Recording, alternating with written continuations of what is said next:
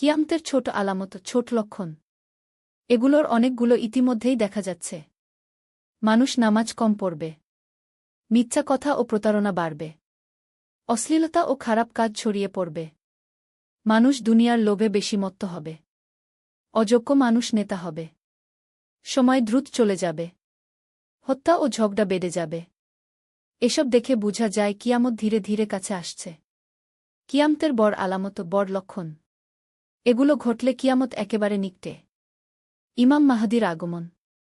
ঈসা হরত ঈসা পৃথিবীতে ফিরে আসবেন। দাজ্জালের আগমন, সবচেয়ে বড় ফিতনা। ইয়াজুজ মাজুজ বের হবে। সূর্য পশ্চিম দিক থেকে উঠবে। ধোঁয়া দুখান পৃথিবী ঢেকে ফেলবে। দাব্বাতুল আরদ, এক অদ্ভুত প্রাণী বের হবে। 3টি বড় ভূমিধ্স হবে। আগুন বের হয়ে মানুষকে একত্র করবে। শিক্ষা, মূল কথা। কিয়ামতের আলামত জানার উদ্দেশ্য ভয় পাওয়া না, বরং নিজের জীবন ঠিক করা। নিয়মিত নামাজ পড়া, ভালো কাজ করা, খারাপ থেকে দূরে থাকা, আল্লাহর কাছে তওবা করা।